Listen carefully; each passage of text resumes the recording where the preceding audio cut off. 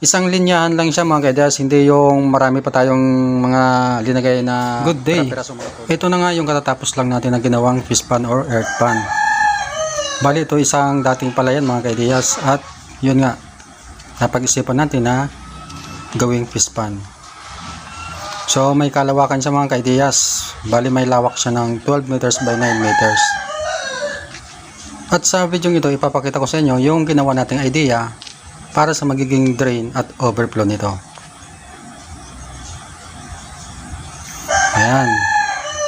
So, kahit ako mga kaidiyas, sobrang nagagandahan sa naging resulta ng ginawa naming fish pan. So, gumamit lang tayo dito ng boulder. So, medyo may malakihan yung gastos. Siyempre dahil sa ginamit natin na materials na boulders at mga yung sa labor at yung semento nito. At ito na nga yung naging idea natin para sa magiging drain at overflow nito. So bali ito yung magiging bagsakan ng overflow at pag nag-drain tayo. So na kung saan ginawa din natin na taniman ng gabi. So magandang idea din yun mga kaidiyas. So kumbaga yung magiging waste ng tilapia is mapupunta dun sa naging pananim natin. So kumbaga ako ina-assume ko na gaganda yung tanim dun sa part na yun. Yan, so sobrang ganda mga kaidiyas.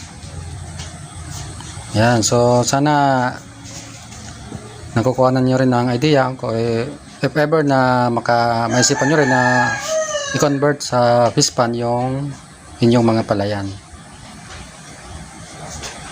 Yan, at ang ganda ng paligid mga kaidiyas, malawak.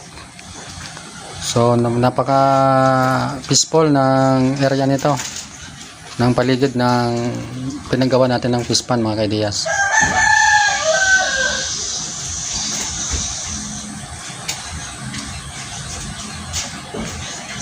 Yan.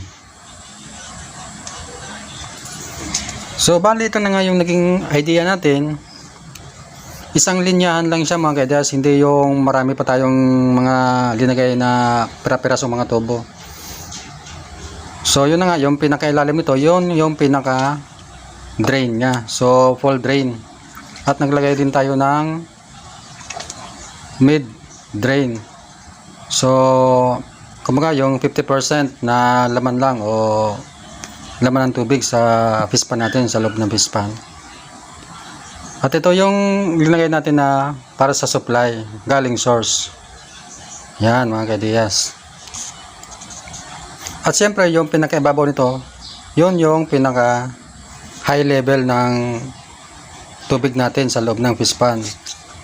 At dito na nga babagsak yung overflow niya sa na kung saan ginawa rin natin na taniman ng gabi. So yun, napakagandang idea na pag-isipan natin mga kaidiyas. At ito na nga yung kabuuan ng naging proyekto natin na fish pan na kung saan earth pan type siya mga kaidiyas.